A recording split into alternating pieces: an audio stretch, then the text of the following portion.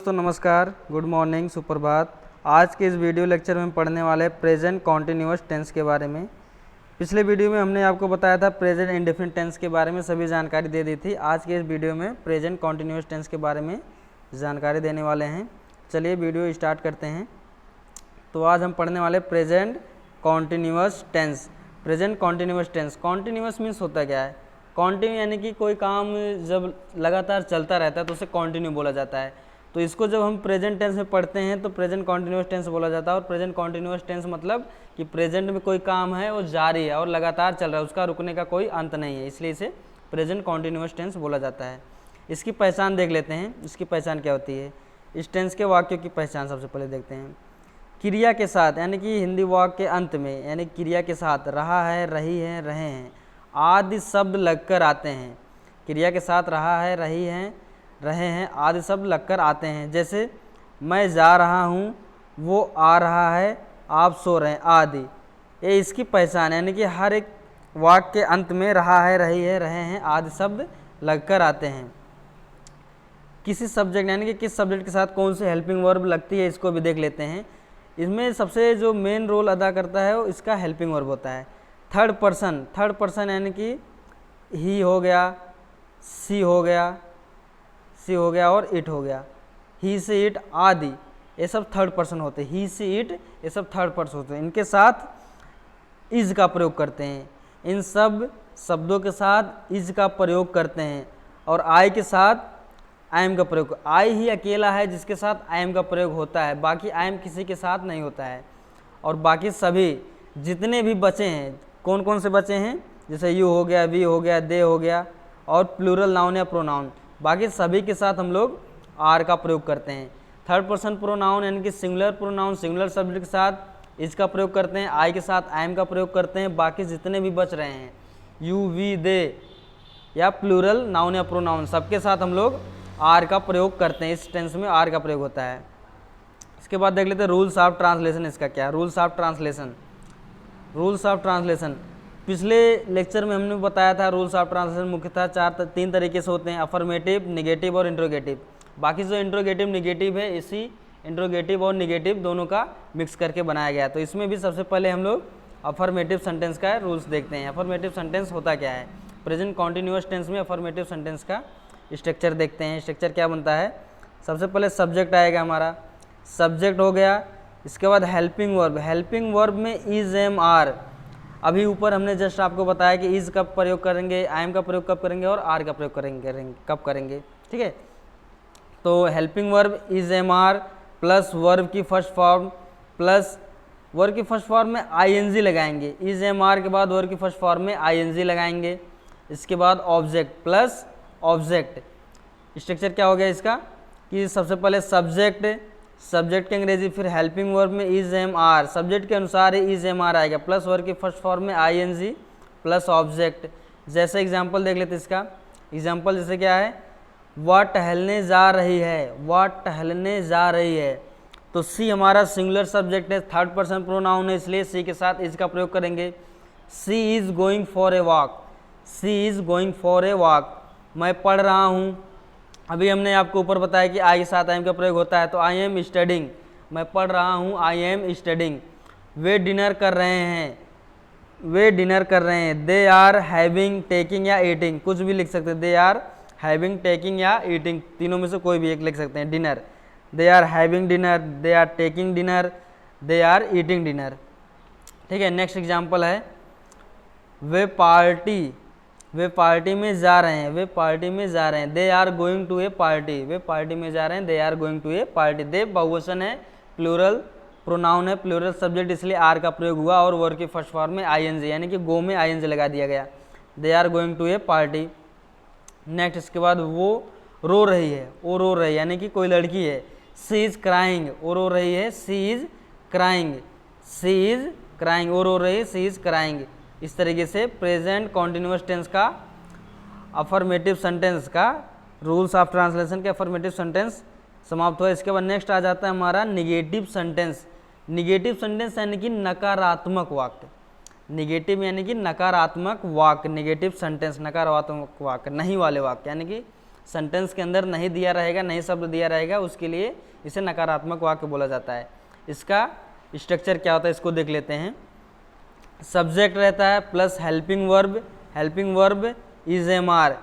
Present continuous tense में helping verb is am are ही आएगा। इसके बाद प्लस नॉट प्लस वर्ब की फर्स्ट फॉर्म में ING plus object. Helping verb यानी कि subject plus helping verb is am are plus not, नहीं के लिए नॉट, प्लस वर्ब की फर्स्ट फॉर्म में आईएनजी प्लस ऑब्जेक्ट। जैसे एग्जाम्पल इसका देखते हैं, वह टहलने नहीं जा रही है, वह टहलने नहीं जा रही है। She is not going for a walk, वह टहलने नहीं जा रही है, she is not going for a walk. मैं पढ़ाई नहीं कर रहा हूँ, जैसे कि अभी मैं पढ़ रहा हूँ, मैं पढ़ाई नहीं कर रहा हूँ। आई एम नॉट स्टडिंग, मैं पढ़ाई नहीं कर रहा हूँ, आई एम नॉट स्टडिंग। वे डिनर नहीं कर रहे हैं, वे डिनर नहीं कर रहे हैं। They are not having dinner, they are not having dinner. वे पार्टी में नहीं जा रहे हैं, वे पार्टी में नहीं जा रहे हैं। They are not going to party, वे पार्टी में नहीं जा रहे हैं, they are not going to party. वह रो नहीं रही है, वह रो नहीं रही है। शी इज़ नॉट क्राइंग, वह रो नहीं रही है, शी इज़ नॉट क्राइंग। पीछे वह रो रही थी इसलिए शी इज़ क्राइंग, इसमें नहीं आ गया, नहीं शब्द के लिए नॉट आ गया, इसलिए शी इज़ नॉट क्राइंग। इसके बाद नेक्स्ट आ जाता है हमारा इंट्रोगेटिव सेंटेंस। इंट्रोगेटिव सेंटेंस जैसा कि दो तरीके से बनाया जाता है। एक तो होता है जो क्या शब्द से चालू होता है, इसे हम लोग यस या नो टाइप भी बोलते हैं, इसे हम लोग यस या नो टाइप भी बोलते हैं। यानी कि इसमें प्रश्न पूछा जाता है। जैसे हमने कोई प्रश्न पूछा, क्या तुम बाजार जाते हो, तो इसका जवाब क्या दोगे कि नहीं या यस, हाँ या ना में जवाब दोगे, इसलिए इसे यस या नो भी बोला जाता है। और यह क्या शब्द से ही चालू होता है, इसका जो आरंभ है, प्रारंभ है, क्या शब्द से ही होता है। तो इसका स्ट्रक्चर देख लेते हैं हम लोग। तो स्ट्रक्चर क्या होता है इसका, सबसे पहले हेल्पिंग वर्ब आएगी। जब हमारा सेंटेंस यानी कि वाक्य क्या शब्द से चालू होगा, तो सबसे पहले हम लोग हेल्पिंग वर्ब में is am are, helping verb में is am are plus subject plus verb की फर्स्ट फॉर्म में आईएनजी प्लस ऑब्जेक्ट, और अंत में क्वेश्चन मार्क लगाना ना भूले, अंत में क्वेश्चन मार्क। यानी कि जब क्या शब्द बाहर आएगा, क्या शब्द से ही कोई सेंटेंस चालू होगा, तो सबसे पहले helping verb is am are plus subject plus verb की first form plus I N G plus object, और अंत में क्वेश्चन मार्क का प्रयोग करते हैं। इसका दूसरा स्ट्रक्चर हमारा है, जब कोई भी सेंटेंस क्या शब्द से ही यानी कि जब किसी सेंटेंस के अंदर प्रश्नवाचक शब्द आ जाए, किसी भी सेंटेंस के अंदर जब प्रश्नवाचक शब्द आएगा, तो सबसे पहले हम उस प्रश्नवाचक शब्द की अंग्रेजी लिखते हैं, सबसे पहले हम उस प्रश्नवाचक शब्द की अंग्रेजी लिखते हैं। इसके बाद हेल्पिंग वर्ब में is am are plus subject plus verb की फर्स्ट फॉर्म में आईएनजी, और अंत में ऑब्जेक्ट, और एकदम लास्ट में क्वेश्चन मार्क लगाना ना भूलें, बार बार कह रहे हैं। तो दूसरा स्ट्रक्चर हो गया, जब प्रश्नवाचक शब्द किसी सेंटेंस के अंदर आता है, तो सबसे पहले उस प्रश्नवाचक शब्द की अंग्रेजी लिखेंगे, WH वर्ड यानी कि। उसके बाद हेल्पिंग वर्ब में is am are plus subject, अब इज एम आर सब्जेक्ट के अनुसार लगाएंगे, प्लस वर्ब की फर्स्ट फॉर्म में आईएनजी प्लस ऑब्जेक्ट, अंत में क्वेश्चन मार्क। जैसे एग्जाम्पल जैसे क्या मैं पार्टी में जा रहा हूँ, क्या मैं पार्टी में जा रहा हूँ, क्या शब्द बाहर आया है, तो हम लोग पहले स्ट्रक्चर का रूल फॉलो करेंगे। तो मैं आया, मैं के अनुसार हेल्पिंग वर्ब आई एम होता है, तो I am I going to the party, I am I going to the party. वह क्यों रो रही है, वह क्यों रो रही है, तो वह क्यों रो रही है, तो क्यों के लिए हम लोग WH वर्ड लिखेंगे, क्यों की अंग्रेजी सबसे पहले लिखेंगे वाई, क्योंकि अंग्रेजी वाई। इसके अनुसार यानी कि वाई के बाद सी के अनुसार हेल्पिंग वर्ब इज आएगा, why is she crying, why is she crying. क्या मैं पत्र लिख रहा हूँ, क्या मैं पत्र लिख रहा हूँ, तो इसका हो जाएगा I am I writing a letter, I am I writing a letter. इसके बाद हमारा आ जाता है नेक्स्ट सेंटेंस, जिसे इंट्रोगेटिव निगेटिव सेंटेंस बोला जाता है। इंट्रोगेटिव निगेटिव सेंटेंस यानी कि ये सेंटेंस हमारा निगेटिव और इंट्रोगेटिव दोनों मिलाकर बना है। इंट्रोगेटिव निगेटिव सेंटेंस, निगेटिव और इंट्रोगेटिव दोनों सेंटेंस को मिलाकर बनाते हैं। तो इंट्रोगेटिव वाला सेंटेंस का रूल हम लोग ऊपर पढ़ चुके हैं। तो जब क्या शब्द वाक्य के बाहर हो, यानी कि जब कोई भी सेंटेंस क्या शब्द से चालू हो और उसके बीच में नॉट दिया यानी कि नहीं वाक्य दिया हो। जब कोई भी सेंटेंस क्या शब्द से ही चालू हो और उसके बीच में नहीं शब्द दिया हो तो सबसे पहले इसकी ए वाला स्ट्रक्चर फॉलो करेंगे। सबसे पहले हेल्पिंग वर्ब में is am are, helping verb में is am are plus subject plus नहीं के लिए नॉट प्लस वर्ब की फर्स्ट फॉर्म में आई एन जी और अंत में ऑब्जेक्ट। जब क्या शब्द से ही कोई सेंटेंस चालू हो और बीच में नहीं दिया हो तो उसके लिए हम लोग सबसे पहले हेल्पिंग वर्ब लिखेंगे। हेल्पिंग वर्ब सब्जेक्ट के अनुसार आएगा is am are plus not नहीं के लिए नॉट प्लस वर्ब की फर्स्ट फॉर्म में आई एन जी और अंत में ऑब्जेक्ट और क्वेश्चन मार्क।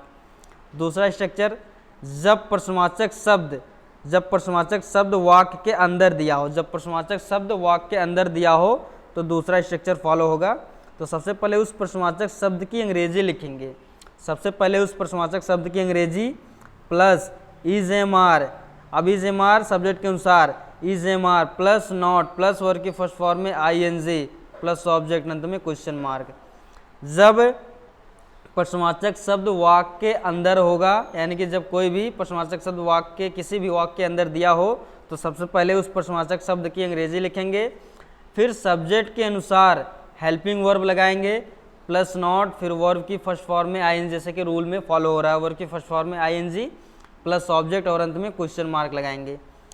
जैसे एग्जाम्पल इसका, वह टहलने क्यों नहीं जा रही है, वह टहलने क्यों नहीं जा रही है। अब इसमें क्यों नहीं शब्द वाक्य के अंदर है, यानी कि प्रश्नवाचक शब्द वाक्य के अंदर आया। तो सबसे पहले इस प्रश्नवाचक शब्द की अंग्रेजी why is she not going for a walk, why is she not going for a walk. Next, क्या हम आज स्कूल नहीं जा रहे हैं। अब क्या शब्द से ही सेंटेंस चालू हुआ है तो हम सबसे पहले सब्जेक्ट के अनुसार हेल्पिंग वर्ब, सब्जेक्ट इसमें हम यानी कि वी बनेगा, इसके अनुसार हेल्पिंग वर्ब आर आएगा। Are we not going to school today, क्या हम आज स्कूल नहीं जा रहे हैं, इसका बनेगा are we not going to school today. Next example, आज आप अपनी परीक्षा के लिए उपस्थित क्यों नहीं हो रहे हो, आज आप अपनी परीक्षा के लिए उपस्थित क्यों नहीं हो रहे हो, इसका बनेगा why are you not appearing for your examination today, why are you not appearing for your examination today. जैसा कि बोर्ड का एग्ज़ाम आने वाला है तो बहुत ही इंपॉर्टेंट है, सेंटेंस की जानकारी लेना बहुत ही इंपॉर्टेंट है, क्योंकि इसी के बाद हम लोग जब एक्टिव पैसिव या फिर नरेशन और अदर ग्रामर में पढ़ेंगे तो यही स्ट्रक्चर फॉलो होगा। सभी में जो 12 टेंस के स्ट्रक्चर बनते हैं यही सब फॉलो होंगे, तो 12 स्ट्रक्चर जानना बहुत ही आवश्यक है और मैं आप सभी को टेंस के 12 स्ट्रक्चर अच्छे से और अच्छे तरीके से बताने की कोशिश करूँगा। ठीक है, इसके बाद नेक्स्ट एग्जाम्पल आ जाता है, वह आज सुबह क्रिकेट क्यों नहीं खेल रहा है, वह आज सुबह क्रिकेट क्यों नहीं खेल रहा है। Why is he not playing cricket this morning, why is he not playing cricket this morning. आप अपनी परीक्षा के लिए पढ़ाई क्यों नहीं कर रहे हो, आप अपनी परीक्षा के लिए पढ़ाई क्यों नहीं कर रहे हो।